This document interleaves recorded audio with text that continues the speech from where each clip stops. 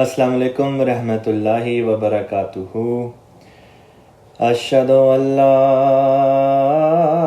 الہ الا اللہ وحدہ لا شریک لہ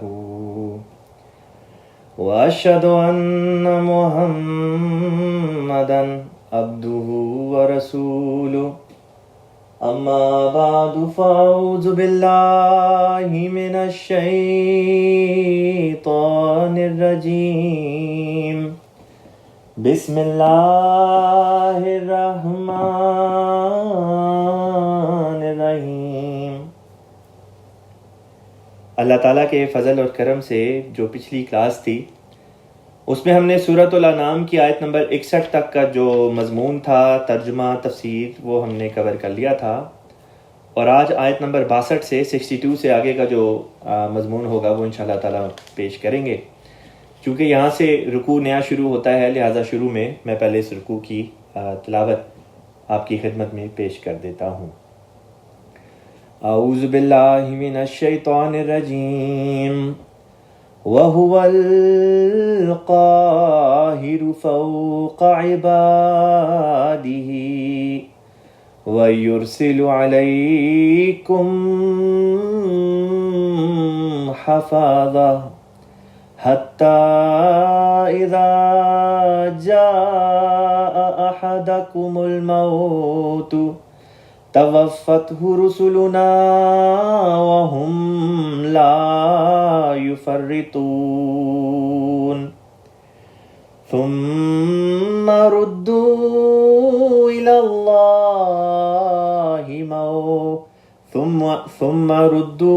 الله مولاهم الحق ألا له الحكم وَهُوَ أَسْرَعُ الْحَاسِبِينَ۔ قُلْ مَنْ يُنَجِّيكُمْ مِنْ ظُلُمَاتِ الْبَرِّ وَالْبَحْرِ تَدْعُونَهُ تَضَرُّعًا وَخُفْيَةً لَئِنْ أَنْجَانَا مِنْ هَذِهِ لَنَكُونَنَّ مِنَ الشَّاكِرِينَ۔ قُلِ اللَّهُ يُنَجِّيكُمْ مِنْهَا وَمِنْ كُلِّ كَرْبٍ ثُمَّ أَنْتُمْ تُشْرِكُونَ۔ قُلْ هُوَ الْقَادِرُ عَلَىٰ أَنْ يَبْعَثَ عَلَيْكُمْ عَذَابًا مِّنْ فَوْقِكُمْ أَوْ مِنْ تَحْتِ أَرْجُلِكُمْ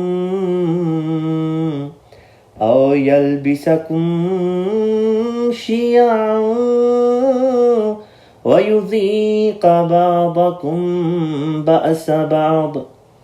انظُرْ كَيْفَ نُصَرِّفُ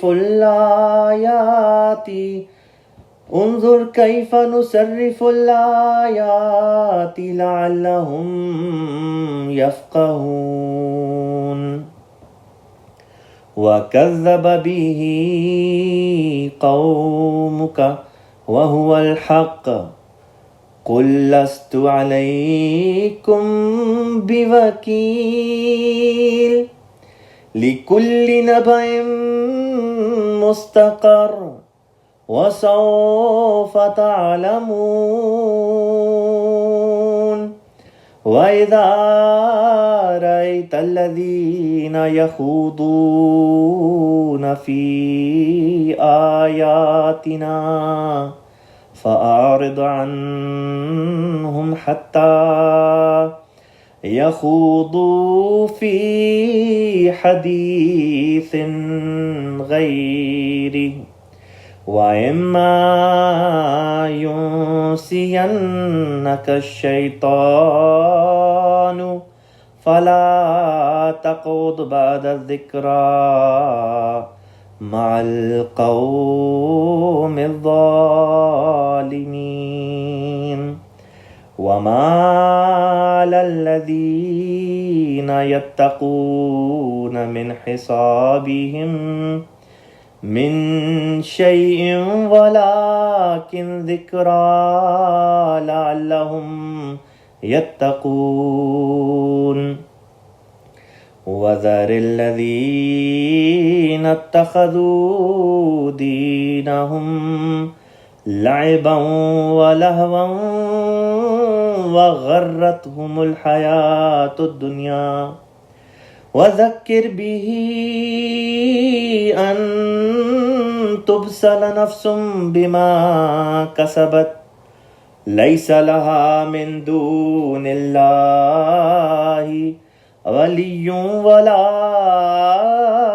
شفیع وَإِن تَعْدِلْ كُلَّ عَدْلٍ لَا يُؤْخَذْ مِنْهَا أُولَئِكَ الَّذِينَ أُبْسِلُوا بِمَا كَسَبُوا لَهُمْ شَرَابٌ مِّنْ حَمِيمٍ وَعَذَابٌ علیم بما كانوا یکفرون۔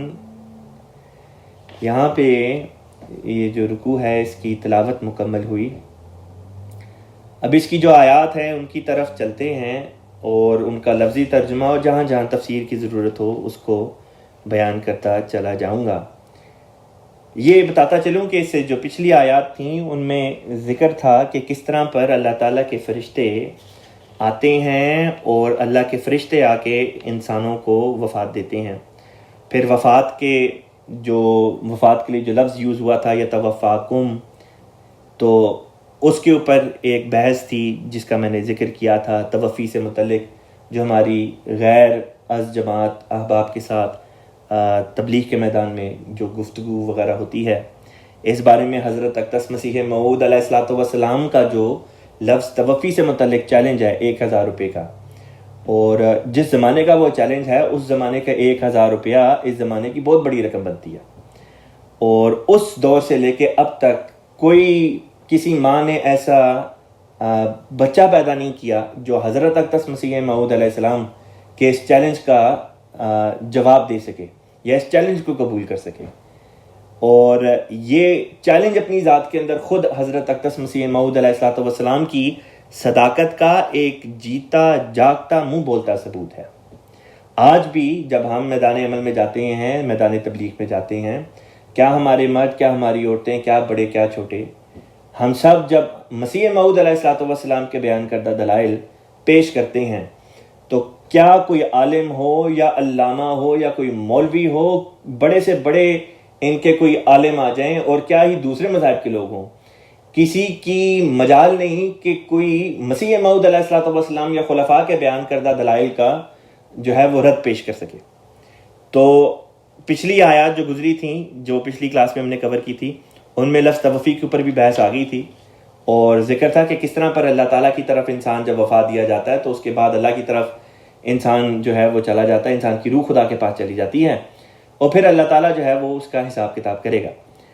تو یہاں سے جو آیت شروع ہوتی ہے، آیت نمبر 62 جو اس رکوع کی پہلی آیت ہے، وہاں پہ بھی اللہ تعالیٰ نے کم و بیش اسی مضمون کو مزید کھول کے پھر آگے بیان کیا۔ اللہ تعالیٰ فرماتا ہے وَهُوَ الْقَاهِرُ، وَهُوَ اور وہ ہے القاہر۔ قاہر در حقیقت اللہ تعالیٰ کی ایک صفت ہے جو لفظ قہر سے نکلی ہے، اور قہر کا مطلب ہوتا ہے جلالی شان۔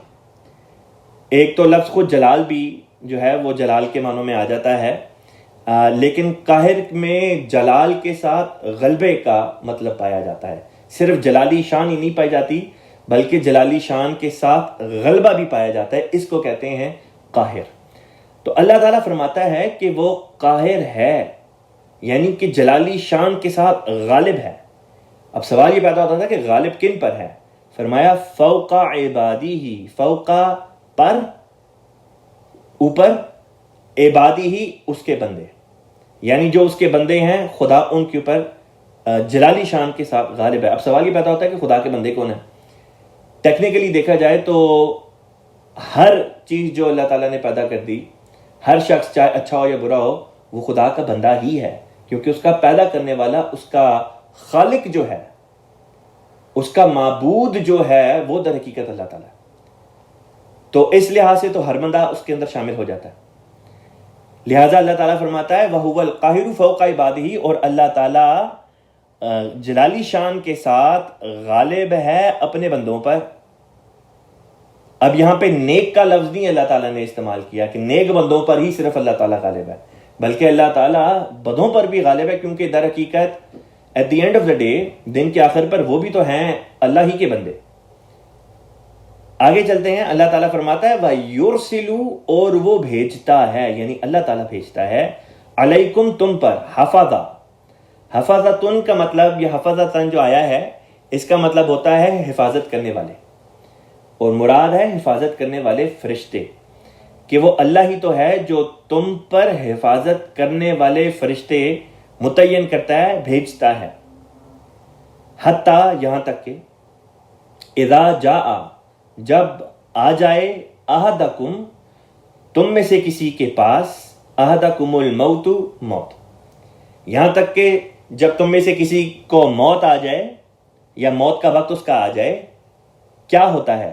اللہ فرماتا ہے توفتہ، وفات دیتے ہیں اس کو، رسولنا، ہمارے رسول، کہ اس کو پھر ہمارے رسول جو ہیں وہ وفات دیتے ہیں. یہاں پہ رسول سے مراد خدا تعالیٰ کے فرشتے ہیں، جن کا ذکر اسی آیت کے شروع میں کر دیا کہ یرسلو علیکم حفظہ، کہ خدا تعالیٰ کے فرشتے ہیں جن کو اللہ تعالیٰ حفاظت کے لیے بھیجتا ہے. اسی طریق پر اللہ تعالیٰ کے بعض اور فرشتے ہیں جن کی ذمہ داری روح کا قبض کرنا ہے، یعنی وفات دینا ہے. بس یہاں پہ عند الموت، یعنی موت کے وقت میں روح کا قبض کرنا، یہاں پہ بمانے وفات اللہ تعالیٰ نے بیان کیے. پھر آگے اللہ تعالیٰ فرماتا ہے وَهُمْ لَا يُفَرِّطُونَ، وَهُمْ، اور وہ، لا يُفَرِّطُونَ، کوئی پہلو نظر انداز نہیں کرتے. یفرطون، وہ کچھ بھی باقی نہیں چھوڑتے، کوئی چیز بھی باقی نہیں چھوڑتے یا کوئی پہلو نظر انداز نہیں کرتے. مراد یہ ہے کہ جب کسی کی وفات کا وقت آ جاتا ہے، کسی کی موت کا وقت آ جاتا ہے اور خدا کے فرشتے حاضر ہو جائیں، تو پھر کوئی چونو چرا نہیں چلتی. پھر خدا کے فرشتے جس کام کے لیے متعین کیے گئے ہیں، جس کام کے لیے بھیجے گئے ہیں، وہ اس کام کو کر کے ہی رہتے ہیں. بالفاظ دیگر، جب کسی کی وفات کا وقت آ جائے تو کوئی چیز اس کی وفات کے وقت کو ٹال نہیں سکتی. اگلی آیت پہ چلتے ہیں. اللہ تعالیٰ فرماتا ہے ثم، پھر، اب مضمون چل رہا ہے بعد وفات کا. وفات ہو گئی، وفات کے بعد کیا ہونا ہے؟ اللہ تعالیٰ بیان کرتا ہے ثم ردو، پھر وہ لوٹائے جائیں گے یا لوٹائے جاتے ہیں، یعنی کہ وہ لوگ جن کو وفات آ گئی وہ لوٹائے جاتے ہیں الی اللہ، اللہ کی طرف. اب اللہ تعالیٰ کی طرف جانے کا یہ مضمون ہے. اب اللہ تعالیٰ، جب اللہ تعالیٰ نے ہمیں یہ بھی دعا سکھائی کہ جب کوئی وفات پا جاتا ہے تو ہم آگے سے کہتے ہیں انا للہ و انا الیہ راجعون، کہ یقیناً اللہ تعالیٰ کی طرف سے ہی ہم آئے، للہ، اللہ ہی کے ہیں، و الیہ راجعون، اسی کی طرف بہرحال ہم نے لوٹ کے چلے جانا ہے. تو یہ اللہ کی طرف، اللہ تعالیٰ کی طرف لوٹ کے جانے کا جو مضمون ہے، یہ مضمون مراد ہوتی ہی یہ ہے کہ انسان کی وفات کے بعد اس کی روح خدا کی طرف چلی جائے. بس جہاں پہ عیسیٰ علیہ السلام کے لیے یہ لفظ استعمال ہوئے یا کسی اور کے لیے یہ لفظ استعمال ہوئے کہ وہ خدا کی طرف چلے گئے، تو خدا کی طرف جانے سے مراد بعد وفات ہی جانا مراد ہوتی ہے، کہ فلاں شخص کی وفات ہو گئی اور اس کی وفات کے نتیجے میں اس کی روح اللہ کے پاس چلی گئی. تو عیسیٰ علیہ السلام کے لیے جب لفظ آتا ہے کہ رفع اللہ، کہ ان کا رفع اللہ تعالیٰ کی طرف ہوا، یا یہ کہ رافیو کا الیہ، کہ میں تیرا رفع کروں گا اپنی طرف، تو رفع کرنا کا مطلب ہوتا ہے بلند کرنا، کہ میں بلند کروں گا تجھے اپنی طرف. تو بلند کرنے کے بھی معنی، رفع کے معنی در حقیقت انہی معنوں میں آیا کرتے ہیں کہ انسان کی وفات کے بعد اس کی روح کو اللہ تعالیٰ بلند کر لیتا ہے. مراد یہ اس کی روح کو اللہ تعالیٰ اپنے پاس بلا لیتا ہے. تو یہ مطلب ہے آیت کے اس ٹکڑے کا کہ ثم ردوا الی اللہ، بعد وفات کے انسان کی روح جو ہے وہ اللہ تعالیٰ کی طرف لوٹا دی جاتی ہے.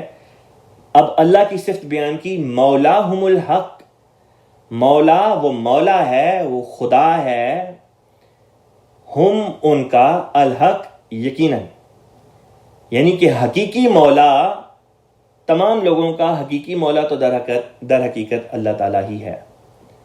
پھر آگے اللہ تعالیٰ نے ایک تنبیہ فرما دی، الا، خبردار، لہ الحکم، لہو اس کے لیے ہے، الحکم، حکم کہتے ہیں فرما روائی، حکومت، لفظ حکومت بھی اسی سے نکلا ہے کہ فیصلہ کرنے کی طاقت اور حکومت در حقیقت اللہ تعالیٰ ہی کا اختیار ہے، جس کو چاہے بخش دے، جس کو چاہے نہ بخشے۔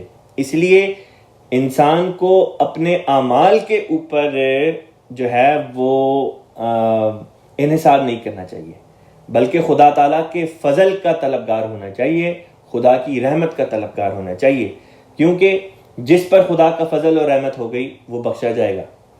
تو اللہ تعالیٰ چونکہ مالک ہے، اور مالک کے لیے لازمی نہیں کہ اگر اچھا کام کسی نے کیا ہے تو اس کے بدلے میں اس کو بخش بھی دے، یا اگر کسی نے برا کام کیا ہے تو اس کو جب تک سزا نہ دے بخشے نہ۔ مالک کا اختیار ہے، جس کو چاہے بخشے، جس کو چاہے نہ بخشے۔ لیکن اس کا مطلب یہ بھی نہیں کہ کوئی انسان یہ کہے کہ جب اللہ کا اختیار ہے تو پھر نیک کام کرنے کی بھی کیا ضرورت ہے، کیا گارنٹی ہے کہ نیک کاموں کے نتیجے میں اللہ بخشے گا بھی۔ تو اس بارے میں یہ نکتہ ذہن میں رکھنا چاہیے کہ انسان کے جو نیک کام ہوتے ہیں وہ اپنے اندر جذب کرنے کا مادہ رکھتے ہیں، جذب کرنے کی طاقت رکھتے ہیں خدا تعالیٰ کے فضل کو۔ جس طرح زمین یہ مادہ اپنے اندر یہ طاقت رکھتی ہے کہ آسمان سے جب پانی برسے، بارش برسے، تو زمین اس کو جذب کر لے، اور جب زمین میں وہ بارش کا پانی جذب ہوتا ہے تو پھر اس کے اندر سے پھل پودے وغیرہ جو ہیں، درخت وغیرہ، وہ نمودار ہوتے ہیں۔ تو ٹھیک اسی طرح پر انسان کے جو اعمال ہیں وہ اللہ تعالیٰ کے فضل کی بارش کو جذب کرنے والی زمین ہے، اور اس کے نتیجے میں پھر اللہ تعالیٰ کا فضل جب نازل ہوتا ہے تو پھر اللہ تعالیٰ ایسے انسان کو اپنی نعمتوں سے اور اپنی جو خدا تعالیٰ کی رحمتیں ان سے نوازتا ہے، اس جہاں میں بھی اور اگلے جہاں میں بھی۔ آگے اللہ تعالیٰ فرماتا ہے وَهُوَ، اور وہ ہے، اسرع، اسرع کا مطلب ہوتا ہے سریع تر۔ سریع عربی زبان میں کہتے ہیں تیز کو، اور سرعت جو لفظ ہم اردو میں بھی استعمال کرتے ہیں وہ بھی اسی سے نکلا ہے، یعنی تیزی۔ تو اسرع کہتے ہیں سب سے زیادہ تیز، یہ تفضیل کی شکل میں آیا، یعنی کہ جو سب سے زیادہ، سپرلیٹو ڈگری ہم انگلش میں کہتے ہیں، کہ کسی چیز کی تفضیل بیان کرنے کے لیے، کسی چیز کی جو سب سے انتہائی حد ہے اس کو بیان کرنے کے لیے۔ مثلا میں نے پہلے بھی اس قسم کے الفاظ کو سمجھانے کے لیے مثال دی ہوئی ہے کہ عربی زبان میں کہتے ہیں کبیر، کبیر کہتے ہیں بہت بڑے کو، لیکن اکبر کا مطلب ہوتا ہے سب سے بڑا۔ تو اسی طریقے سے سریع کا مطلب ہوتا ہے بہت تیز، اسرع کا مطلب ہوتا ہے سب سے زیادہ تیز۔ تو اللہ فرماتا ہے وَهُوَ أَسْرَعُ، کہ وہ سب سے زیادہ تیز ہے کن کاموں میں؟ فرمایا الحاسبین، حساب لینے والوں میں اللہ حساب لینے میں سب سے زیادہ تیز ہے۔ یعنی جب اللہ تعالیٰ حساب لینے میں آتا ہے تو پھر بہت تیزی سے انسان کا حساب اللہ تعالیٰ لے لیتا ہے۔ اب اگلی آیت پہ چلتے ہیں، مضمون کو آگے بڑھاتے ہوئے اللہ تعالیٰ بیان فرماتا ہے قل، تو کہہ دے۔ یاد رکھیں کہ پچھلی کچھ آیات سے، ایک دو رکوع جو گزرے ہیں ان سے اللہ تعالیٰ نے ایک سوال و جواب کی شکل اختیار کر کے اللہ تعالیٰ ہمیں بعض نصائح فرما رہا ہے کہ پہلے ایک سوال اللہ تعالیٰ سمجھاتا ہے، پھر اس کا جواب حضور صلی اللہ علیہ وسلم کو اللہ تعالیٰ سمجھاتا ہے کہ اس طرح سے یہ جواب دینا ہے۔ اور مراد یہ ہوتی ہے کہ حضور صلی اللہ علیہ وسلم کی وساطت سے ہم بھی سیکھ لیں کہ ان سوالوں کا جواب کیا ہے۔ تو اب یہاں پہ اللہ تعالیٰ نے ذکر کیا قل، تو کہہ دے، من یا من ینجیکم، من کون ہے، ینجیکم جو نجات دے تم کو، بچا لے تم کو، کون ہے؟ من ظلمات البری، من سے ظلمات اندھیرے، البر خشکی، کہ کون ہے جو تمہیں خشکی کے اندھیروں سے بچا لے۔ اب یہ خشکی کے اندھیرے کیا ہیں، یہ پیچھے بھی بحث گزر چکی ہے۔ بر سے مراد زمین ہوتی ہے، خشکی ہوتی ہے تو زمین کی تہیں بھی مراد دی جا سکتی ہے، زمین کی گہرائی بھی مراد دی جا سکتی ہے۔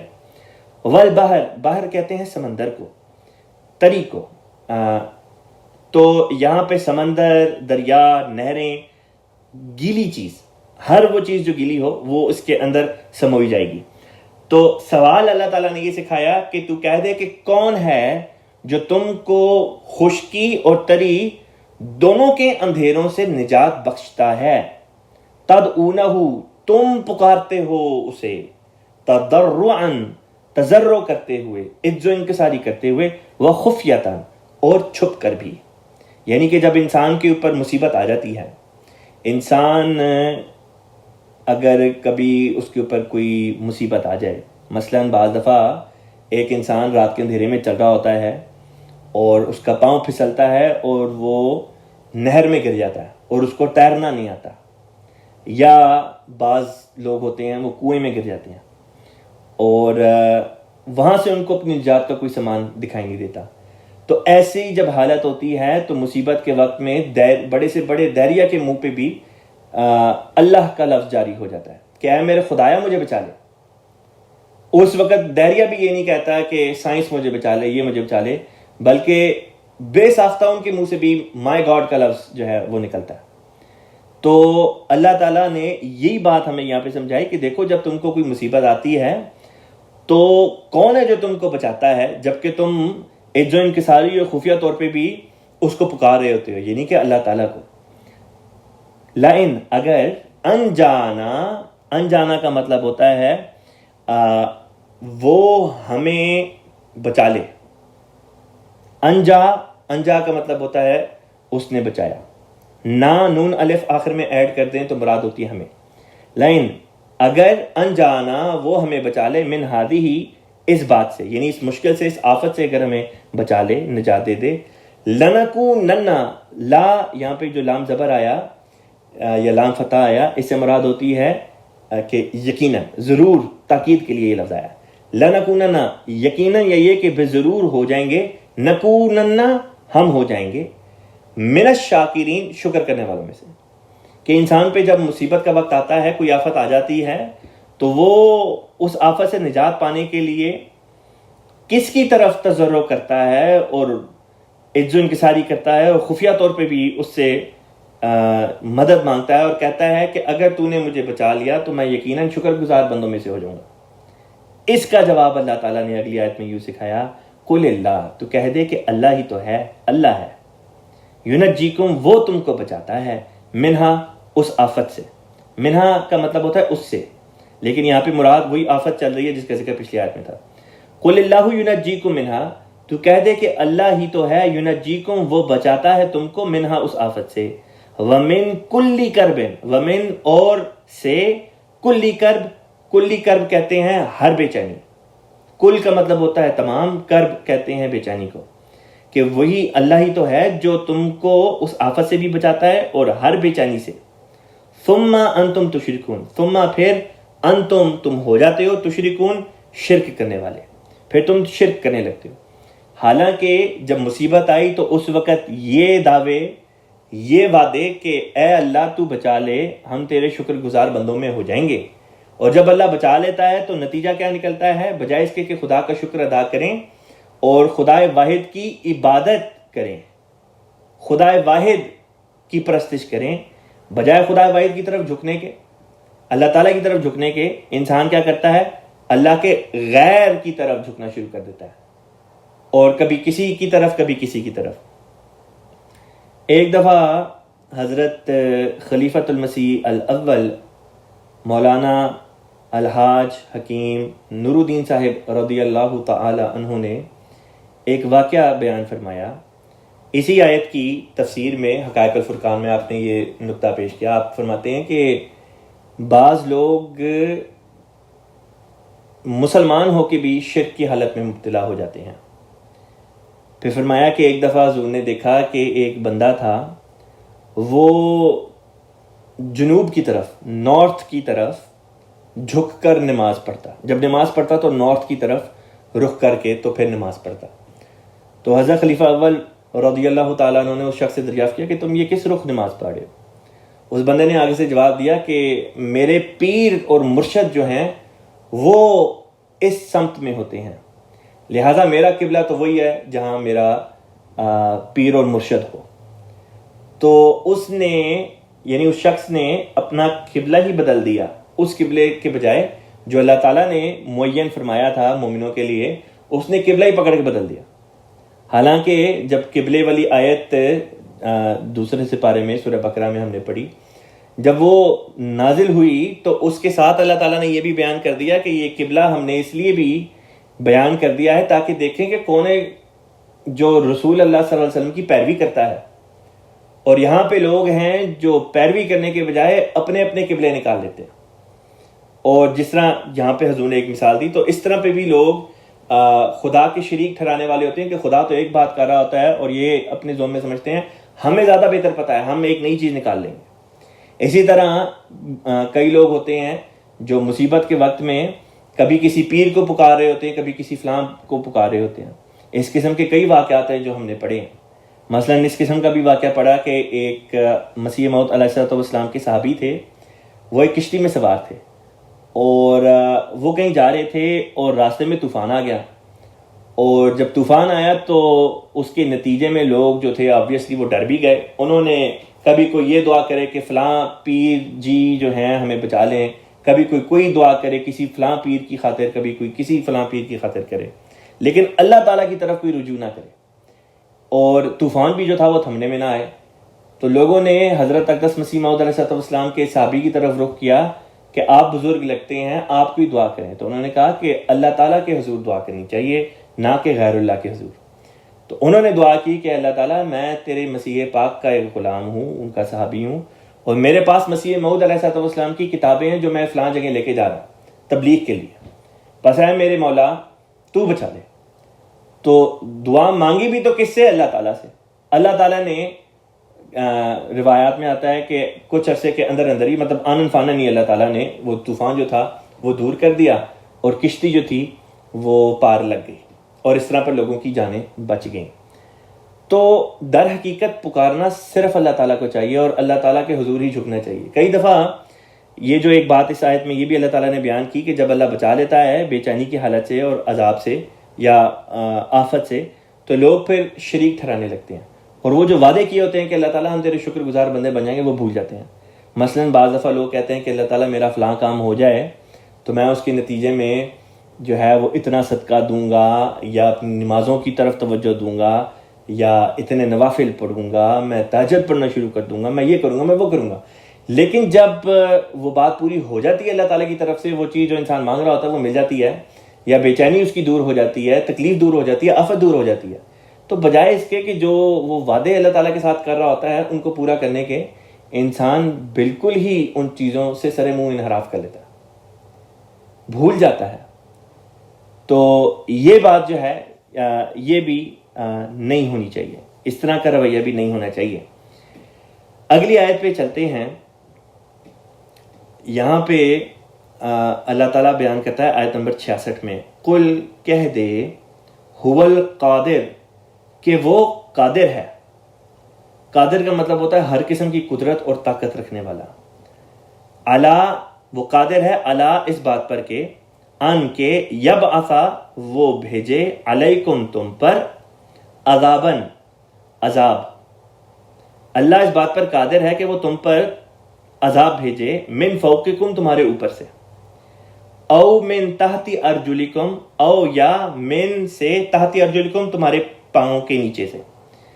تو اللہ تعالیٰ فرماتا ہے کہ وہ تو قادر ہے اس بات پر کہ تمہارے اوپر سے بھی تم پر عذاب بھیج سکتا ہے اور تمہارے نیچے سے بھی تم پر عذاب بھیج سکتا ہے، تمہارے پاؤں کے نیچے سے. او یلبسکم، او یا یلبسکم، وہ شک میں مبتلا کر دے تم کو، شیعاً، ٹکڑے ٹکڑے، کہ تمہیں شکوک میں مبتلا کر کے ٹکڑے ٹکڑے کر دے یا گروہوں میں بانٹ دے. ٹکڑے ٹکڑے سے مراد یہاں پہ گروہ ہے. وَيُذِيقَ، اور وہ چکھائے، بَعْضَكُمْ، تمہارے بعض کو، بَأْسَ بَعْضٍ، تمہارے بعض کے ذریعے سے بعض کو عذاب کا مزہ چکھائے. یہاں پہ بعض باتیں جو ہیں وہ تشریح طلب ہیں، تفسیر طلب ہیں، ان کو بیان کرتا چلتا ہوں. اللہ تعالیٰ نے ذکر کیا کہ وہ اس بات پر قادر ہے کہ تمہارے اوپر سے تمہارے اوپر عذاب لائے. عذابم من فوقکم، سوال پیدا ہوتا تھا کہ یہ اوپر سے عذاب کیا ہے، اور یہ نیچے سے جو اگلا حصہ فرمایا، او من تحت ارجلکم، اور یہ کہ تمہارے، یا یہ کہ تمہارے پاؤں کے نیچے سے عذاب لائے. تو یہ اوپر سے عذاب اور پاؤں کے نیچے سے عذاب کیا مراد ہے؟ حضرت خلیفۃ المسیح الاول رضی اللہ تعالی عنہ نے ایک نقطہ بیان فرمایا، وہ آپ کے ساتھ میں شیئر کر دیتا ہوں. حضرت خلیفہ اول رضی اللہ تعالیٰ عنہ بیان کرتے ہیں کہ اوپر کے عذاب سے مراد، یا اوپر سے عذاب آنے سے مراد 3 باتیں ہیں. ایک تو یہ کہ انسان کے اوپر کوئی ظالم بادشاہ مسلط کر دیا جائے، ظالم حکمران آ جائے اور اس طرح پر وہ آپ کے اوپر ہو اور وہ آپ جو کہ اس کے ماتحت ہوتے ہیں تو وہ آپ کے اوپر عذاب اس طرح پر آئے۔ پھر دوسرا جو مفہوم اس میں مراد ہو سکتا ہے وہ یہ ہے کہ کوئی بیرونی دشمن باعث سے کوئی قوم آپ پر حملہ آور ہو کے آپ پہ چڑھائی کر دے۔ اور تیسرا جو تھا وہ یہ اس کی شکل بنی کہ بعض ایسی ہوائیں چلیں کہ جن سے بچنے کے لیے لوگ پہاڑوں کے نیچے جو ہیں وہ پناہ لیں اور پہاڑوں کی سلیں پھسل کے آ کے ان کے اوپر گر جائیں اور اس طرح پر لوگ دب کر مر جائیں۔ تو یہ 3 عذاب کی شکلیں ہیں جو عذاباً من فوقکم کی شکل بنتی ہے۔ پھر او من تحت ارجلکم کی بھی 3 شکلیں ہیں۔ حضور نے بیان کیا کہ ایک تو یہ شکل بنی پاؤں کے نیچے سے عذاب کے آنے کی کہ زلزلے سے زمین پھٹ جائے اور انسان اس طرح پر عذاب میں آ جائے۔ دوسری مثال دی خسف کی، اور تیسری مثال دی حضور نے کہ انسان اپنے نوکر کے ہاتھوں ہلاک ہو جائے، یعنی ایسے لوگوں کے ذریعے سے ہلاکت کا موجب ہو جو انسان کے ماتحت ہیں یا جن کو انسان ذلیل سمجھا کرتا ہے، اپنے ماتحت سمجھا کرتا ہے، کمزور سمجھا کرتا ہے، وہی انسان کے اوپر جو ہیں وہ چڑھائی کر دیں اور اس طرح پر اس کے اوپر اس کے نیچے سے اس کے اوپر عذاب آ جائے۔ پھر یہاں پہ عذاب کی ایک اور شکل بھی بیان کی جو کہ ان الفاظ میں بیان کی، او یلبسکم شیعاً، کہ وہ تمہیں شکوک میں مبتلا کر کے گروہ در گروہ بانٹ دے، گروہوں میں بٹ جاؤ۔ اور یہ وہ شکل ہے جس کو سول وار والی جو شکل ہوتی ہے، خانہ جنگی، کہ اس کو خانہ جنگی والی کیفیت کہتے ہیں کہ یہ خانہ جنگی کی کیفیت ہو جائے۔ تو یہ اللہ تعالیٰ نے عذاب کی ایک یہ شکل بھی بیان کی کہ وہ لوگوں کو خانہ جنگی کے نتیجے میں گروہ در گروہ بانٹ دے۔ اور پھر آگے بیان کیا وَيُذِيقَ، اور وہ چکھائے عذاب چکھائے بَعْضَكُمْ بَأْسَ بَعْضٍ، بعض کو عذاب کا مزہ بعض دوسروں کے ذریعے سے چکھائے۔ حضرت خلیفہ اول رضی اللہ تعالیٰ عنہ بیان کرتے ہیں کہ دیکھو رسول پاک صلی اللہ علیہ وسلم نے اللہ تعالیٰ کے حضور یہ دعا کی کہ اللہ تعالیٰ میری قوم کے خلاف کوئی دوسری قوم باعث سے چڑھ کے آ کے ان کے اوپر حملہ نہ کرے۔ مراد یہ تھی کہ جو مسلمان ہیں ان کے اوپر مکے جو قوم ہے حضور صلی اللہ علیہ وسلم کی، ان پر کوئی باعث آ کے حملہ آور نہ ہو جائے اور اس کے نتیجے میں میری قوم ہلاک نہ ہو جائے۔ روایات میں آتا ہے کہ اللہ تعالیٰ نے فرمایا قبول، کہ اللہ تعالیٰ نے آپ کی دعا کو قبول کر لیا۔ پھر اسی طرح پر رسول پاک حضرت محمد مصطفیٰ صلی اللہ علیہ وسلم نے ایک اور دعا مانگی۔ آپ نے یہ بھی دعا مانگی کہ اے اللہ تعالیٰ میری یہ جو قوم ہے یہ خانہ جنگی کے نتیجے میں بھی جو ہے وہ تباہ نہ ہو جائے۔ اللہ تعالیٰ نے یہ دعا بھی جو تھی حضور صلی اللہ علیہ وسلم کی اس کو قبول کر لیا اور خانہ جنگی کے نتیجے میں تباہ ہونے سے اللہ تعالیٰ نے بچا لیا۔ لیکن یہ والی جو بات تھی یذیق بعضکم بأس بعض، کہ بعض دوسروں کے ذریعے سے بعض کو عذاب کا مزہ چکھایا جائے، یہ بات اللہ تعالیٰ نے بہرحال پوری ہونے دی، اس لیے کیونکہ یہ قرآن پاک کی کو جھٹلانے اور نافرمانی کے نتیجے میں اللہ تعالیٰ کی طرف سے بطور سزا کے یہ بات اللہ تعالیٰ نے جو تھی اس کو قائم ہی رہنے دیا۔ اب میں مضمون کو لے کے آپ کی خدمت میں کچھ آگے بڑھتا ہوں۔ ذکر آتا ہے کہ یہ جو آیت کا اگلا حصہ ہے اس میں ذکر آتا ہے کہ انظر، دیکھ، کیفا نصرف، کیفا کیسے، نصرف ہم پھیر پھیر کر بیان کرتے ہیں۔ نصرف کا مطلب ہوتا ہے پھیر پھیر، بار بار پھیرنا، مختلف پیرائیں میں پھیر پھیر کر بیان کرنا۔ تو اللہ تعالیٰ بیان کرتا ہے کہ انظر کیفا نصرف الآیاتی، دیکھ کس طرح پر ہم بار بار پھیر پھیر کر مختلف پیرایوں میں بیان کرتے ہیں الآیاتی، آیات کو، نشانات کو۔ لعلہم، اور یہ پھیر پھیر کا بیان کرنے کی وجہ کیا بیان کی؟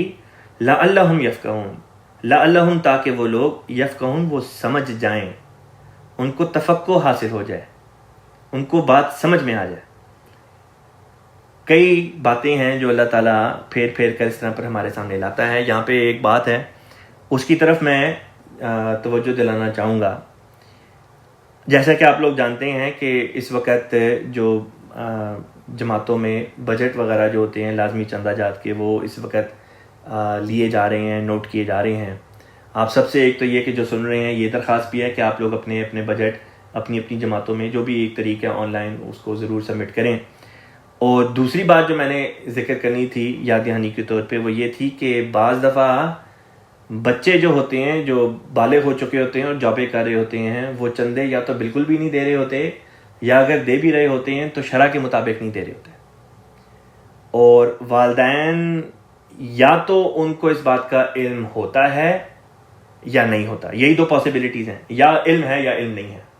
اگر تو علم ہے اور وہ اپنے بچے کو اس طرح توجہ نہیں دلاتے تو غلط بات ہے، لیکن اگر آپ کو علم نہیں تو میں اس کلاس کو وسیلہ بنا کے آپ کی خدمت میں یہ یاد دہانی کے طور پہ بات عرض کر رہا ہوں کہ آپ کے بچے جو نوکریاں کرتے ہیں، آپ جانتے ہیں کہ ان کی تنخواہیں کتنی ہیں۔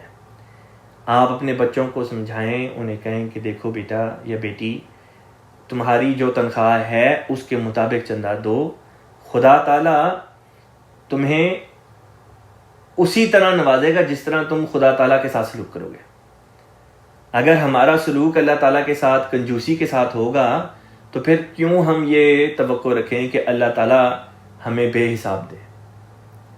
مانگیں ہم اللہ تعالیٰ سے بے حساب، لیکن جب خدا کی راہ میں واپس خرچ کرنے کا موقع آئے وہاں پہ ہم ڈنڈی ماریں، یہ بات ٹھیک نہیں۔ محبت دو طرفہ ہوا کرتی ہے۔ اگر ہم یہ چاہتے ہیں اللہ ہم سے محبت کرے تو لازمی اس کا یہ نتیجہ بھی ہونا چاہیے کہ ہم بھی تو پہلے اللہ تعالیٰ سے محبت کریں۔ اللہ تعالیٰ فرماتا ہے مجھے یاد رکھو گے تو میں تمہیں یاد رکھوں گا۔ جب ہم اللہ تعالیٰ کو بھلا دیتے ہیں یا اللہ تعالیٰ کی بات کو پس پردہ ڈال دیتے ہیں، پس پشت ڈال دیتے ہیں، پھر اللہ تعالیٰ ہمیں کیوں ترجیح دے؟ اس لیے آپ سب سے میری یہ عاجزانہ درخواست ہے کہ جب بجٹ وغیرہ سبمٹ کر رہے ہوں، اپنے بچوں کا، خامدوں کا، بیویوں کا، بچیوں کا خاص طور پہ خیال رکھیں اور اس طرف توجہ دلائیں تاکہ کوئی بھی شخص جو ہے وہ پیچھے نہ رہ جائے۔ آگے چلتے ہیں۔ اللہ تعالیٰ فرماتا ہے وَكَذَّبَ بِهِ، اور جھٹلا دیا اس کو، یعنی کہ قرآن کو جھٹلا دیا، قوموں کا، تیری قوم نے۔ اللہ تعالیٰ رسول پاک صلی اللہ علیہ وسلم کو مخاطب کر کے فرماتا ہے کہ تیری قوم نے قرآن کو جھٹلا دیا۔ وَهُوَ الْحَقُّ، جبکہ یہی حق تھا، یعنی کہ قرآن حق تھا، سچی بات تھی، لیکن تیری قوم نے ان کو جھٹلا دیا۔ قل، تو کہہ دے، لستو، میں نہیں ہوں، علیکم، تم پر، بھی وکیل، کوئی نگران، کہ میں ہرگز تمہارے اوپر نگران نہیں ہوں۔ اگر تم نے جھٹلا دیا تو اس کا نتیجہ بھی تمہارے اپنے اوپر ہوگا۔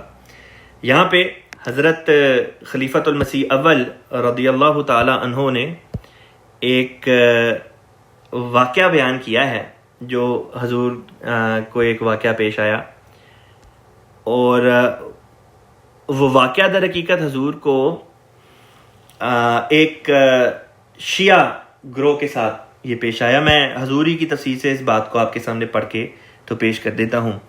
حضور فرماتے ہیں کہ کذب ہی قوم کا، اس پر مجھے ایک لطیفہ یاد آیا۔ مالیر کوٹلہ میں شیعہ بہت ہیں۔ سادھوڑا سے ایک اشتہار آیا، ایک جگہ سے ایک اشتہار آیا کہ کوئی سنی ابو بکر کا ایمان ثابت کر دے۔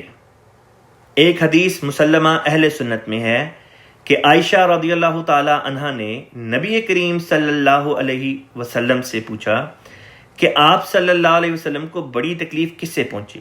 تو آپ نے فرمایا تیری قوم سے۔ اب قوم کسی آدمی کے باپ، دادے، تائے ہی ہوتے ہیں، اس لیے ثابت ہوا کہ ابو بکر نے رضی اللہ تعالیٰ عنہ نے آپ صلی اللہ علیہ وسلم کو بڑی تکلیف پہنچی، کہ حضرت ابو بکر سے حضور صلی اللہ علیہ وسلم کو بڑی تکلیف پہنچی، نعوذ باللہ۔ میں نے کہا، یعنی کہ اب حضور جواب دے رہے ہیں خلیفہ اول، میں نے کہا کذب بہ قوم کا، کے معنی بھی حل ہو گئے۔ آخر نبی کریم صلی اللہ علیہ وسلم کی قوم عبداللہ، ابو طالب اور علی ہی تھے۔ اس پر شیعہ ایسے شرمندہ ہوئے کہ پھر اشتہار چھپا دیا۔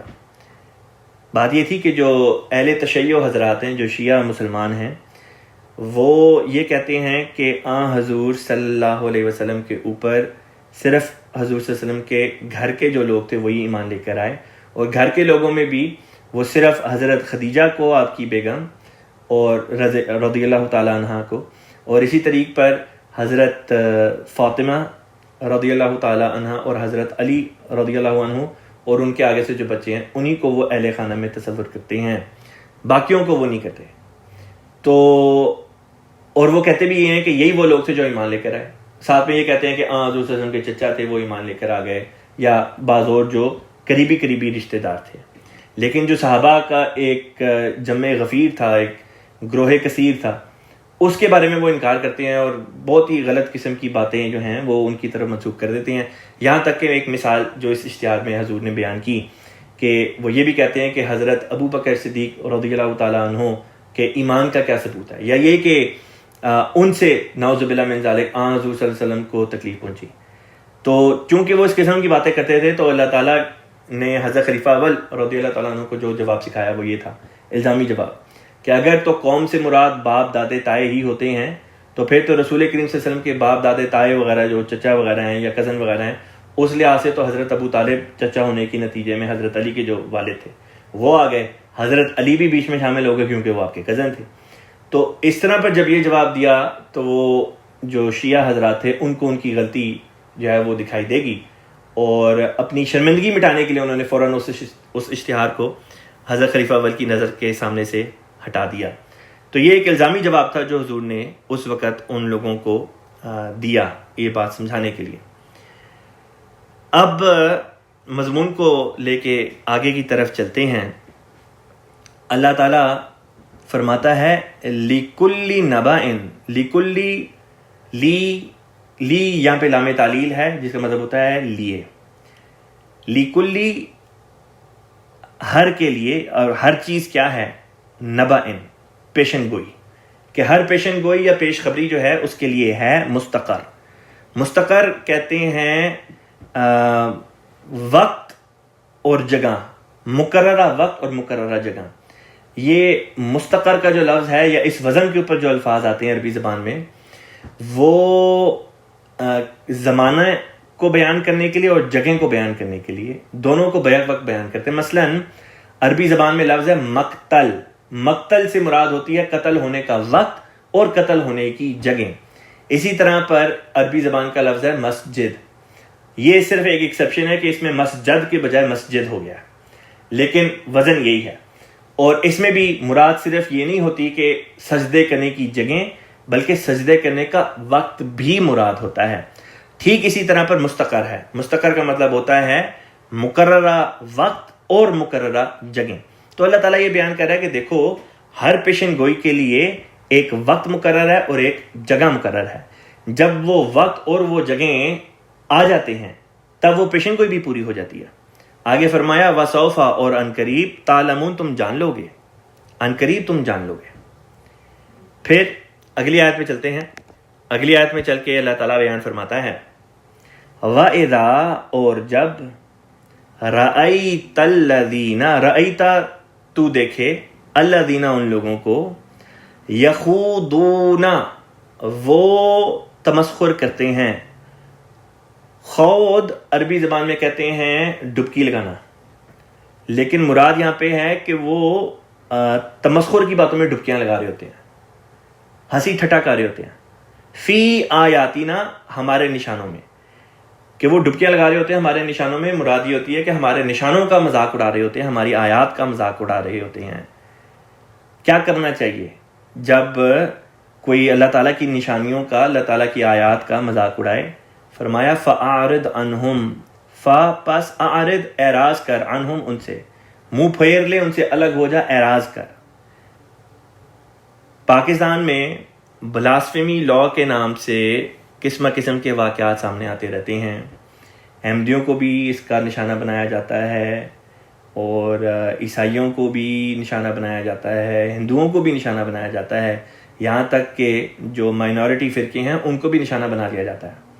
اور اب تو یہاں تک نوبت پہنچ گئی ہے کہ ایک بینک کا سیکیورٹی گارڈ بینک کے مینیجر سے کسی بات پہ اختلاف ہو تو جا کے اس کو گولی مار دیتا ہے اور کہتا ہے اس نے جو ہے وہ بلاسفیمی کی تھی۔ یہاں تک تو یہ نوبت پہنچ گئی ہے۔ تو بلاسفیمی کا جو مضمون تھا وہ یہی تھا نا کہ خدا کی آیات کا کوئی اگر تمسخر کرے، خدا کے انبیاء کا کوئی مذاق اڑائے یا مذہب کا کوئی مذاق اڑائے، تو اسی کو بلاسفیمی کہتے ہیں۔ یہاں پہ اللہ تعالیٰ نے کون سی 295C کا ذکر کیا جو پاکستان کا بلاسفیمی قانون ہے؟ کون سی یہاں پہ سزا کا ذکر کیا ہے بلاسفیمی کے لیے؟ کسی سزا کا ذکر نہیں۔ اللہ تعالیٰ نے فرمایا فَأَعْرِضْ عَنْهُمْ، بس ان سے الگ ہو جاؤ اور اعراض کرو، منہ پھیر لو ان سے۔ انسان کی غیرت کا تقاضا یہ ہونا چاہیے کہ ایسی محافل، ایسی مجلسیں جہاں پہ اس قسم کی باتیں ہوں، ایسے لوگ جو تمسخر اور ٹھٹھا وغیرہ کریں انسان کے مذہب کے ساتھ، وہاں سے اٹھ کے چلا جائے، حتیٰ یہاں تک کہ یخوضو، وہ کرنے لگیں، وہ بیزی ہو جائیں، فی حدیث غیری، کسی اور بات میں، یہاں تک کہ وہ کسی اور بات میں مشغول ہو جائیں۔ تو یہ ہے اسلامی طرز عمل بلاسفیمی کے خلاف۔ یہ نہیں کہ سرطن سے جدا کے جو نعرے لگاتے ہیں پاکستانی پولیٹیشن اور مولوی حضرات۔ بات یہ ہے کہ یہ مولوی حضرات جو ہیں وہ سیاستدانوں کو تو بیچاروں کو تو ویسے ہی مذہب کا کچھ نہیں پتہ، اور جو مولوی حضرات ہیں وہ خود اتنے زیادہ دین اور مذہب سے اندھے ہو چکے ہیں کہ قرآن تو اکثر ان میں سے پڑھتے نہیں، اور جو ویک اور من گھڑت جھوٹی روایات ہیں ان کو لے کے اس قسم کے انہوں نے نظریات جو ہیں وہ بنائے ہوئے ہیں۔ ورنہ قرآن تو اس بارے میں بہت ہی صاف ہے۔ قرآن کہتا ہے اعرض عنہم، جو اس قسم کی حرکتیں کریں ان سے اعراض کرنا چاہیے، یہاں تک کہ وہ کسی اور بات میں مشغول ہو جائیں۔ یہاں پہ میں ایک یہ بات بھی سمجھانا چاہتا ہوں، بیان کرنا چاہتا ہوں کہ بعض دفعہ بعض محفلوں میں منافقین بھی ہوتے ہیں جو بظاہر اپنے آپ کو مومن کہتے ہیں لیکن اندر سے ہوتے منافق ہیں، اور موقع کی تاڑ میں بیٹھے ہوتے ہیں کہ کوئی موقع آئے تو جماعت کے خلاف کوئی بات کریں، یا خلفاء کے خلاف، یا نظام کے خلاف، یا جماعت کی تعلیمات کے خلاف بات کریں۔ اور بعض لوگ ہوتے ہیں کہ ان کی محفلوں میں بیٹھے ہوتے ہیں کیونکہ ان کو وہ باتیں مسالے دار لگتی ہیں، اور جس طرح کہتے ہیں نا کہ چٹخارے لے لے کے، چسکے لے لے کے وہ اس قسم کی باتیں سنتے ہیں۔ ایسے لوگوں کے ایمان ضائع ہونے کا خطرہ ہوتا ہے۔ اس لیے اللہ تعالیٰ نے یہ بات سمجھا دی کہ ایسے لوگوں سے اعراض کرو اور ان میں مت بیٹھو۔ ہماری غیرت کا تقاضا یہ ہونا چاہیے کہ جہاں پہ اس قسم کی باتیں ہوں وہاں پہ ہمیں نہیں بیٹھنا چاہیے۔ ایک دفعہ حضرت مسیح موعود علیہ الصلوۃ والسلام کی زندگی میں ایک واقعہ ہوا، وہ بھی میں آپ لوگوں کی خدمت میں پڑھ کے سنا دیتا ہوں۔ واقعہ اس طرح سے تھا کہ لاہور شہر میں ہندوؤں کا ایک سیکٹ ہے جس کو کہتے ہیں آریہ سماج۔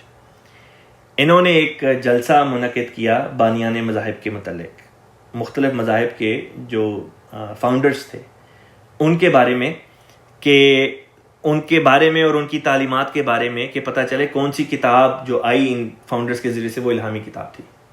انہوں نے جلسہ منعقد کیا اور حضرت اقدس مسیح موعود علیہ السلام کو بھی انوائٹ کیا۔ حضور نے پہلے تو چونکہ ان لوگوں کی عادت اور فطرت سے حضور واقف تھے، حضور نے چاہا کہ اعراض کریں، لیکن جب بار بار ان لوگوں نے زور دیا اس بات پہ کہ حضور ہم اس بات کو ملحوظ خاطر رکھیں گے کہ کسی بھی مذہب کے پیشوا کے خلاف کوئی بدزبانی نہ کی جائے، بدمزگی نہ ہو، اس پر حضور نے ایک وفد اپنی طرف سے لاہور بھجوا دیا اور ایک مضمون بھی لکھ کے بھیج دیا گیا۔ وہ مضمون جو تھا اس کے دو حصے تھے، ایک حصہ حضرت خلیفہ اول نے پڑھ کے سنایا، ایک ڈاکٹر مرزا یعقوب بیگ صاحب نے پڑھ کے سنایا، اور وہ جلسے کے پہلے دن سنایا گیا۔ روایت اس طرح پر ہے کہ آریوں نے 4 دسمبر سن 1907 کو، یعنی جلسے کے آخری روز، جو مضمون پڑھا اس میں اسلام اور بانی اسلام علیہ الصلوۃ والسلام یعنی رسول پاک صلی اللہ علیہ وسلم کے خلاف سخت بد زبانی اور دل آزاری کی۔ اجلاس کے صدر نے اگرچہ بعد ازاں معذرت کی اور اس امر پر اظہار افسوس کیا کہ ہم نے یہ مضمون پہلے پڑھا نہیں تھا، ورنہ ہم اس کے پڑھنے کی ہرگز اجازت نہ دیتے، مگر یہ تو عذر گناہ بدتر از گناہ تھا۔ یعنی اس فکرے کا مطلب یہ ہوتا ہے کہ ایک تو انسان گناہ کرے اور پھر اس گناہ کی جسٹیفیکیشن دینا شروع کر دے۔ جسٹیفیکیشن گناہ کی جو ہوتی ہے وہ اس سے بھی بڑی ہوتی ہے۔ آیا ہے اس میں کہ روایت میں آتا ہے کہ وہ اگر چاہتے، یعنی اگر جو صدارت کی کرسی پر شخص بیٹھا ہوا تھا وہ اگر چاہتے تو مقرر کو تقریر کے دوران میں ہی روک سکتے تھے۔ جماعت کے دوستوں نے گو اس تقریر کو بادل ناخواستہ سنا، لیکن ان کے جگر اس گندی تحریر کو سن کر پاش پاش ہو رہے تھے۔ حضرت امیر المومنین خلیفۃ المسیح الثانی رضی اللہ تعالیٰ عنہ کا بیان ہے، میری عمر اس وقت 17 سال کی تھی، مگر میں اس بدگوئی کو سن کر برداشت نہ کر سکا، اور میں نے کہا کہ میں تو 1 منٹ کے لیے بھی اس جلسے میں نہیں بیٹھ سکتا، میں یہاں سے جاتا ہوں۔ اکبر شاہ خان صاحب نجیب آبادی مجھے کہنے لگے کہ مولوی صاحب تو یہاں بیٹھے ہیں، یعنی حضرت خلیفہ اول جو ہیں مولانا نور الدین صاحب رضی اللہ تعالیٰ عنہ، وہ یہاں بیٹھے ہیں اور آپ اٹھ کر باہر جا رہے ہیں۔ اگر یہ غیرت کا مقام ہوتا تو کیا مولوی صاحب کو غیرت نہ آتی؟ میں نے کہا کچھ ہو، مجھ سے تو یہاں بیٹھا نہیں جاتا، اور رسول کریم صلی اللہ علیہ وسلم کی نسبت یہ سخت کلامی مجھ سے برداشت نہیں ہو سکتی۔ وہ کہنے لگے آپ کو کم سے کم نظام کی تو اتباع کرنی چاہیے۔ مولوی صاحب اس وقت ہمارے لیڈر ہیں، اس لیے جب تک وہ بیٹھے ہیں اس وقت تک نظام کی پابندی کے لحاظ سے آپ کو اٹھ کر باہر نہیں جانا چاہیے۔ ان کی یہ بات اس وقت کے لحاظ سے مجھے معقول معلوم ہوئی اور میں بیٹھ گیا۔ جب یہ وفد واپس قادیان پہنچا اور حضرت اقدس مسیح موعود علیہ السلام کی خدمت میں اس جلسے کی رپورٹ پیش کی تو حضور کو اس قدر رنج پہنچا کہ الفاظ میں اسے بیان کرنا مشکل ہے۔ جو صحابہ اس موقع پر موجود تھے وہ بیان کرتے ہیں کہ حضرت اقدس کی زبان فیض ترجمان سے بار بار یہ الفاظ نکلتے تھے، زبان فیض ترجمان سے بار بار یہ الفاظ نکلتے تھے کہ تمہاری غیرت نے یہ کیسے برداشت کیا کہ تم رسول اللہ صلی اللہ علیہ وسلم کے خلاف گالیاں سنتے رہے؟ تم لوگ اس مجلس سے فوراً اٹھ کر باہر کیوں نہ آ گئے؟ پھر حضور نے بڑے جوش کے عالم میں قرآن کریم کی یہ آیت پڑھی کہ اذا سمعتم آیات اللہ یکفر بها ویستہزأ بها فلا تقعدوا معهم حتی یخوضوا فی حدیث غیری، سورہ نساء۔ یعنی اے مومنو، جب تم سنو کہ خدا کی آیات کا دل آزار رنگ میں کفر کیا جاتا اور ان پر ہنسی اڑائی جاتی ہے تو تم ایسی مجلس سے فوراً اٹھ کر چلے جایا کرو اور اس وقت تک وہاں نہ بیٹھا کرو جب تک کہ وہ اس دل آزاد طریق کو چھوڑ کر مہذبانہ انداز گفتگو اختیار نہ کریں۔ حضرت خلیفۃ المسیح الاول رضی اللہ تعالیٰ عنہ جو اس وفد کے امیر تھے سر نیچا کر کے بیٹھے رہے اور باقی دوست بھی اپنے کیے پر پشیمان نظر آتے تھے۔ حضرت امیر المومنین خلیفۃ المسیح الثانی رضی اللہ تعالیٰ عنہ کا بیان ہے کہ مولوی محمد احسن صاحب امروہی گھٹنوں کے بل بیٹھ گئے، اور جس طرح حضرت ابو بکر رضی اللہ تعالیٰ عنہ نے رسول کریم صلی اللہ علیہ وسلم کی ایک ناراضگی کے موقع پر یہ الفاظ کہے تھے کہ رضیت باللہ ربا وبالاسلام دینا وبمحمد نبیا، اسی قسم کے الفاظ انہوں نے کہے اور پھر کہا کہ ذہول ہو گیا، یعنی بھول ہو گئی۔ یعنی ہر آدمی سے بعض موقعوں پر غلطی ہو جاتی ہے، ہم سے بھی ذہول کے ماتحت یہ غلطی ہوئی ہے، حضور درگزر فرمائے۔ آخر بہت دیر کے بعد حضرت مسیح موعود علیہ الصلوۃ والسلام کا غصہ فرغ ہوا اور آپ نے اس غلطی کو معاف فرمایا۔ تو یہ ہے دینی غیرت کی مثال کہ ایسی مجلسیں جہاں پہ اس قسم کی باتیں ہوں وہاں سے فوراً اٹھ کے چلے جانا چاہیے۔ اس سے یہ مراد نہیں کہ ایسے لوگوں کو بوائے کرنا چاہیے، بوائے کی یہاں پہ تعلیم نہیں، بلکہ یہ ذکر تھا کہ وہاں سے اٹھ کے چلے جائیں جب تک کہ وہ لوگ اس قسم کی باتوں کو چھوڑ نہ دیں، اور جو روز مرہ کی ان کے ساتھ ڈیلنگ ہے اس کو آپ بے شک جاری رکھیں۔ لیکن اگر اس قسم کے لوگ پنڈت لیکھ رام کی فطرت والے ہوں تو پھر ان کے ساتھ کسی قسم کا میل جول نہیں رکھنا چاہیے۔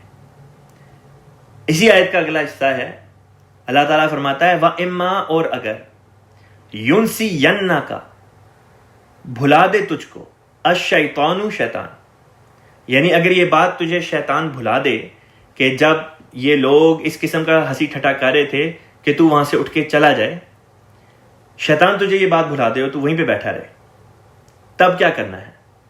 فرمایا فلا تقعد, پس پھر نہیں بیٹھنا, بعد ذکر, یاد آنے کے بعد, مال قوم ظالمین, ظالم قوم جو ہے ان کے ساتھ. مراد یہ ہے کہ اگر کبھی اس قسم کی بات ہو جائے کہ انسان بھول جائے یا کسی وجہ سے بیٹھا رہے اور اٹھ کے نہ جائے, اور پھر یاد آ جائے کہ اللہ تعالیٰ کا تو حکم یہ تھا کہ ایسی مجلس سے اٹھ کے فوراً چلے جاؤ, اور میں بیٹھا رہا, تو یاد آنے کے بعد پھر دوبارہ اس محفل میں کبھی بھی نہیں بیٹھنا, پھر ایسے لوگوں کے ساتھ کبھی بھی نہیں بیٹھنا. جو پہلے آیت کے ٹکڑے میں اللہ تعالیٰ نے بات بیان کی تھی نا, حتی یخوضوا فی حدیث غیری, کہ تب تک ان کے ساتھ نہیں بیٹھنا جب تک وہ اپنا وتیرہ نہ بدل لیں, بات نہ بدل دیں. اب اگلی بات اس سے آگے بیان کی کہ اگر تم پھر بھی بیٹھے رہو اور بھول جاؤ کہ اللہ کا یہ حکم تھا, تو پھر یاد آنے کے بعد پھر کبھی بھی نہیں بیٹھنا. پھر وہ جو وقتی بات تھی اس کو اللہ تعالیٰ نے سائڈ پہ کر دیا, اور پھر پرماننٹ ایک بات بیان کر دی کہ اگر بھول ہو جاتی ہے, شیطان تمہیں بھلا دیتا ہے, تو پھر ان کے ساتھ بیٹھنا ہی نہیں ہے کبھی. اگلی آیت پہ چلتے ہیں. اللہ تعالیٰ فرماتا ہے وما, اور نہیں ہے, علی الذین, ان لوگوں پر, یعنی ان لوگوں پر ذمہ داری نہیں ہے, یتقون, جو تقوی اختیار کرتے ہیں, یعنی متقیوں پر, تقوی اختیار کرنے والوں پر اس بات کی ذمہ داری نہیں, من حسابہم, ان لوگوں کے حساب کی. یعنی وہ لوگ جو اس قسم کی باتیں کر رہے تھے, ہنسی ٹھٹا کر رہے تھے. بعض دفعہ اس قسم کے لوگ ہوتے ہیں, وہ یہ کہتے ہیں کہ ہنسی ٹھٹا تو کیا جا رہا تھا لیکن ہم اس لیے بیٹھے رہے وہاں پہ تاکہ ہمیں پتہ چلے کہ یہ کس قسم کی باتیں کرتے ہیں, یا یہ کہ ہم وہاں پہ ان لوگوں کی خیر خواہی کی خاطر بیٹھے رہے تاکہ ہم ان کی باتیں سن کے پھر ان کو سمجھائیں. تو اللہ تعالیٰ فرماتا ہے وما علی الذین یتقون من حسابہم من شیء, کہ تقوی اختیار کرنے والوں کے اوپر, ان لوگوں کا جو یہ ہنسی ٹھٹا کرتے ہیں, ان کا کچھ بھی حساب کی ذمہ داری ان کے اوپر نہیں ہے. وہ برباد ہوتے ہیں, ان پہ اللہ کا عذاب نازل ہوتا ہے, جو چاہے ہوتا ہے, اس کی ذمہ دار تم تھوڑی ہو. فرمایا ولیکن ذکرہ, ہاں لیکن ذکرہ کی ذمہ داری تمہارے اوپر ہے. وہ ذکرہ, تقوی والوں کے اوپر ذکرہ کی ذمہ داری ہے. ذکرہ سے مراد یاد آ جانا تو تھا ہی تھا, جس طرح پچھلی آیت میں آیا, لیکن ذکرہ سے مراد نصیحت بھی ہے. تو بالفاظ دیگر اللہ تعالیٰ بیان کر رہا ہے کہ ہاں نصیحت کرنے کی ذمہ داری تمہارے پاس ضرور ہے, کہ ان کو نصیحت ضرور کرو, لیکن نصیحت کر کے اٹھ کے چلے جاؤ. یہ نہیں کہ پھر وہیں پہ بیٹھے بھی رہو. جب کوئی اس قسم کی بات کرے تو ان کو نصیحتاً بتا بھی دے کہ نہیں, تمہیں اس طرح نہیں کرنا چاہیے, یہ غلط بات ہے. اور اگر وہ پھر بھی اسی طریق پر قائم رہتے ہیں تو وہاں سے اٹھ کے چلے جاؤ, تمہاری غیرت گوارا نہ کرے گے تو وہیں پہ بیٹھے رہو. یہ مطلب ہے آیت کا. ولیکن ذکرہ لعلہم یتقون, تاکہ وہ لوگ تقوی اختیار کریں. آخری آیت ہے سرکو کی, اس کو بھی پڑھ لیتے ہیں اور پھر یہاں پہ آج کے مضمون کو ہم ختم کریں گے. اس آیت کے ختم ہونے پہ اللہ تعالیٰ فرماتا ہے وَذَرِ الَّذِينَ, وَذَرِ, وَذَرْ, وا اور ذَرِ الَّذِينَ, ذر کہتے ہیں چھوڑ دے. یہ فعل امر ہے اور اس کا مطلب ہوتا ہے کہ چھوڑ دو ان کو, ان کے حال پہ چھوڑ دو, یہ مراد ہے. وَذَرِ الَّذِينَ, اور چھوڑ دے الَّذِينَ, ان لوگوں کو, اتخذوا یا اتخذوا, جنہوں نے پکڑا تھا, الَّذِينَ اتخذوا, جنہوں نے پکڑا یا بنایا, دینہم, اپنے دین کو, لعباً, کھیل کود, و لہواً, اور نفس کی خواہشات کو پورا کرنے کا ذریعہ. خلیفہ رابع رحمہ اللہ تعالیٰ نے بیان کیا کہ جو لوگ دوسروں کے مذہب کا مذاق اڑاتے ہیں بالآخر اپنے مذہب کا بھی مذاق اڑانے لگتے ہیں, اور ایک وقت آتا ہے کہ وہ دہریے ہو جاتے ہیں. ایک تو یہ نقطہ ہے. دوسرا نقطہ جو بیان کیا جاتا ہے ہماری تفاسیر میں وہ یہ ہے کہ یہاں پہ یہ مراد تھی کہ یہ لوگ جب اسلام کا مذاق اڑاتے تھے تو وہ در حقیقت اس مذہب کا مذاق اڑاتے تھے جو انہی کی فلاح و بہبود کے لیے اللہ تعالیٰ نے بھیجا تھا. بالفاظ دیگر وہ انہی کے فائدے کے لیے آیا تھا اور وہ اس سے ہنسی مذاق اور ٹھٹھا وغیرہ کرتے تھے. تو اللہ فرماتا ہے وَغَرَّتْهُمُ الْحَيَاةُ الدُّنْيَا, غارت میں ڈال دیا, غارت کر دیا اس دنیا کی زندگی نے ان کو. غارت کا مطلب ہوتا ہے دھوکے میں ڈال دیا. وَذَكِّرْ بِهِ, ذکر, وا اور ذکر, نصیحت کر, بھی اس کے ذریعے, یعنی اس قرآن کے ذریعے سے ان کو نصیحت کر, ان کے تبصلا, کے تبصلا کہتے ہیں ہلاک ہو جائے, نفسن, کوئی جان, بما کسبت, اس وجہ سے جو اس نے کمایا. یعنی کہ قرآن کے ذریعے سے ان کو نصیحت کریں, کہیں ایسا نہ ہو کہ یہ جانیں جو ہیں جو یہ کما رہے ہیں، بدی کما رہے ہیں، اس کے نتیجے میں یہ تباہ و برباد ہو جائیں. فرمایا لیس لہا، نہیں ہوگا جان کے لیے، یعنی اس روح کے لیے، اس جان کے لیے نہیں ہوگا، من دون اللہ، خدا کو چھوڑ کر، ولیٌ، کوئی دوست، ولا شفیع، اور نہ ہی کوئی شفاعت کو قبول کرنے والا. شفیع کے دونوں مطلب ہیں، ایک شفیع کا مطلب ہوتا ہے شفاعت کرنے والا، اور ایک اس کا مطلب ہوگا شفاعت کو قبول کرنے والا. اب خدا تعالیٰ کے لیے شفاعت کو قبول کرنے والا کا لفظ استعمال کیا جائے گا، نہ کہ شفاعت کرنے والا، کیونکہ شفاعت اپنے سے بڑے کے آگے کی جاتی ہے. اب اللہ تعالیٰ سے تو بڑا کوئی نہیں کہ جس کے آگے اللہ تعالیٰ کسی کے لیے شفاعت کرے. بس لازمی طور پہ یہی مطلب ہوگا کہ اللہ تعالیٰ وہ ہے جس سے جو شفاعت کو قبول کرے گا. پھر اگلے حصے میں فرمایا وَإِن تَعْدِلْ كُلَّ عَدْلٍ، وَإِن، اور اگر، تعدل، وہ بدلہ دے، کل عدل، ہر قسم کا، یعنی کہ جتنے بدی کے کام کیے تھے، اگر قیامت کے روز ایسا شخص کہے کہ میں اتنی بدیاں کی، ان کے عوض میں اتنا سونا ادا کرنے کے لیے تیار ہوں، یا یہ کرنے کے لیے تیار ہوں، فرمایا لا یوخذ منہا، لا نہیں، یوخذ قبول کیا جائے گا، منہا اس سے نہیں لیا جائے گا. مراد یہ کہ جو انسان نے کر دیا اس کے بدلے میں کوئی اور وہ معاوضہ اللہ کے حضور نہیں پیش کر سکتا.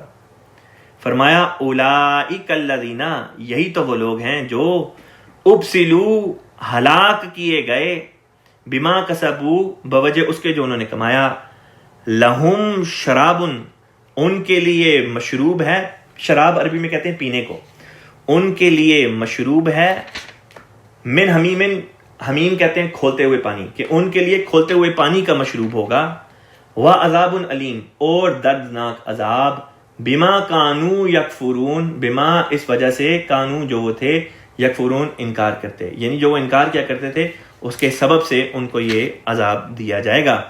آیت نمبر جو 69 تھی 69، اس کا فٹ نوٹ حضور نے دیا ہے، وہ بیان کرنے سے رہ گیا تھا، وہ بھی پڑھ کے سنا دیتا ہوں. یہ 1.5 ہیں. حضور تعریف فرماتے ہیں کہ اس سے کلی طور پر ہمیشہ کے لیے ان سے قطع تعلق کر لینا مراد نہیں، بلکہ یہ مراد ہے کہ غیرت دینی سے کام لیتے ہوئے ان سے اس وقت تک میل جول نہ رکھا جائے جب تک کہ وہ اپنی مذموم حرکات سے باز نہیں آتے. یہ وہی مضمون ہے جو میں نے بیان کر دیا تھا. یہاں پہ آج کی کلاس کو برخاست کر